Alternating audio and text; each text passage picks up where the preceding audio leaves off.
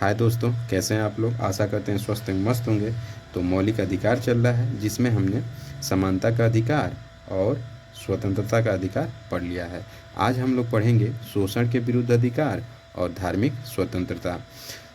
हम कॉपी पे इसलिए पढ़ा रहे हैं क्योंकि 14 मई को यूपी पीसीएस का एग्ज़ाम होने वाला है, फिर 28 मई को यूपीएससी का एग्ज़ाम होने वाला है।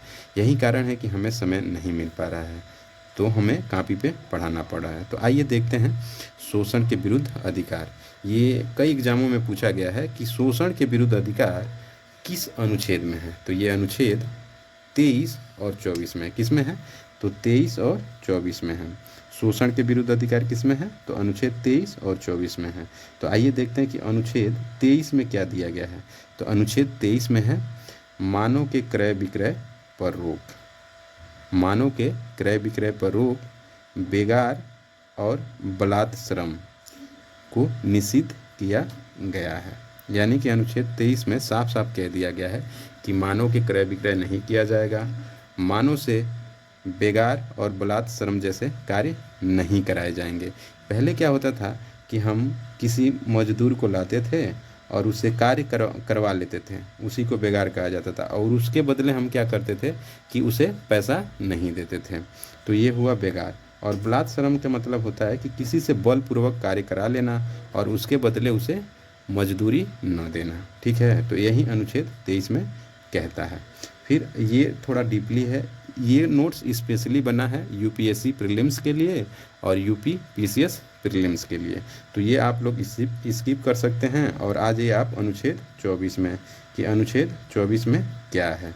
तो अनुच्छेद 24 कहता है कि 14 वर्ष से कम आयु, 14 वर्ष से कम आयु के बच्चों को खतरनाक कार्य जैसे उद्योग, खनन आदि में नहीं लगाया जाएगा। यहाँ पे डैम भी है, यानी कि उद्योग हो या खनन हो या डैम जो बनता है उसमें हम 14 वर्ष से कम आयु के बच्चों को कार्य पे नहीं लगाएंगे, यानी उनसे कार्य नहीं लेंगे। तो ये अनुच्छेद 23 और 24 रहा। आइए हम लोग देखते हैं कि धार्मिक स्वतंत्रता क्या है और किन अनुच्छेदों में क्या क्या वर्णन दिया गया है। धार्मिक स्वतंत्रता दिया गया अनुच्छेद 25 और 28 में। धार्मिक स्वतंत्रता किन अनुच्छेदों के अंतर्गत इसका वर्णन है? तो अनुच्छेद 25 से लेके 28 तक में। तो अनुच्छेद 25 क्या कहता है? अनुच्छेद 25 कहता है कि अंतःकरण की स्वतंत्रता, अर्थात अपने अंतः यानी अपने अंतर आत्मा के आधार पे आप किसी धर्म को मान सकते हैं। आइए इसके नीचे देख लेते हैं इसका डिफिनीशन। कह रहा है कि व्यक्ति को अपने धर्म को मानने, ध्यान रखिएगा, की पॉइंट बस ध्यान रखना है कि व्यक्ति को अपने धर्म को मानने, आचरण करने और उसे प्रसार या प्रसार कहिए या प्रसार कहिए, दोनों एक ही हैं, प्रसार करने की स्वतंत्रता है। यानी कि किसी व्यक्ति को अपने धर्म को मानने, उसका आचरण करने और उसे प्रचारित करने का क्या है? अधिकार है। तो ये अनुच्छेद किस में दिया गया है? तो अनुच्छेद 25 में दिया गया है। 25(2) क्या कहता है कि 25(2) कहता है इस पे तार्किक प्रतिबंध, यानी युक्ति प्रतिबंध कह सकते हैं या तार्किक प्रतिबंध कह सकते हैं। इसमें क्या कह रहा है कि लोक व्यवस्था के हित में या स्वास्थ्य के आधार पर या नैतिकता के आधार पर क्या किया जा सकता है? इस पे प्रतिबंध लगाया जा सकता है। आइए आगे बढ़ते हैं और देखेंगे अनुच्छेद आपके 26 कि अनुच्छेद 26 में क्या दिया गया। तो अनुच्छेद 26 में है कि धार्मिक कार्यों की प्रबंध की स्वतंत्रता, यानी कि धार्मिक कार्यों के प्रबंध की क्या है? स्वतंत्रता है। बस इतना ही ध्यान रखिएगा क्योंकि मिलान करने के लिए आता है, प्रावधान दे देगा और अनुच्छेद दे देगा और मिलाने के लिए कह देगा। तो 26 में क्या है? धार्मिक कार्यों की प्रबंध की स्वतंत्रता या धार्मिक कार्यों के लिए प्रबंध की स्वतंत्रता।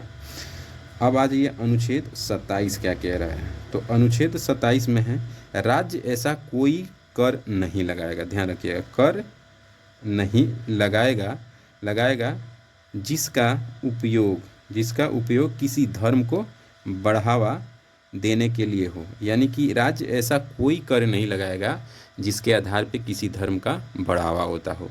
आप देखेंगे कि जैसे कई ऐसे मंदिर है, मस्जिद है जिसमें पैसे डोनेट किए जाते हैं, तो उस पर टैक्स फ्री होता है, टैक्स नहीं लगता है। तो वही इसका कहने का अर्थ है। फिर 27 के बाद हम लोग देखेंगे अनुच्छेद 28 की। अनुच्छेद 28 में क्या है? तो अनुच्छेद 28 में शिक्षण संस्था स्थापित करने की व्यवस्था, या शिक्षण संस्थान में धार्मिक शिक्षा दी जाएगी या नहीं, उसके बारे में यहाँ पे प्रावधान दिया गया। तो इसमें 4 पॉइंट आप ध्यान रखिएगा।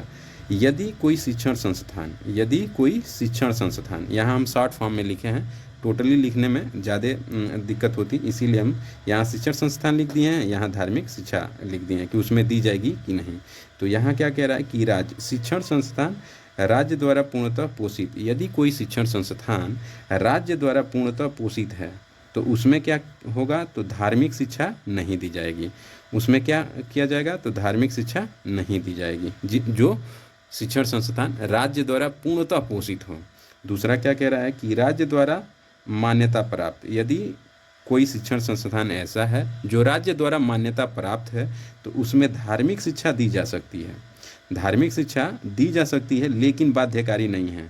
ये नहीं है कि मान लीजिए उसमें बच्चे गए और आप कह सकते हैं कि आपको ये धर्म आप मानेंगे ही, या ये धार्मिक आपको शिक्षा दी ही जाएगी, समझ रहे हैं? तो इसमें बाध्यकारी नहीं है, धार्मिक शिक्षा देने के लिए बाध्यकारी नहीं है यदि राज्य द्वारा वो मान्यता प्राप्त क्या है? शिक्षण संस्थान है। तो फिर तीसरा पॉइंट है कि राज्य द्वारा वित्तीय सहायता प्राप्त, मान्यता प्राप्त हो या वित्तीय सहायता प्राप्त हो, दोनों में क्या है? धार्मिक शिक्षा दी जा सकती है लेकिन धार्मिक शिक्षा बाध्यकारी नहीं है, ठीक है। फिर चौथा क्या है? न तो वित्तीय सहायता प्राप्त व न ही मान्यता प्राप्त हो, तो उसमें क्या किया जा सकता है? धार्मिक शिक्षा दी जा सकती है, धार्मिक शिक्षा दी जा सकती है। तो ये रहा अनुच्छेद 25 से 28 तक में धार्मिक स्वतंत्रता का अधिकार। तो आज हमने देखा शोषण के विरुद्ध अधिकार और धार्मिक स्वतंत्रता। आगे हम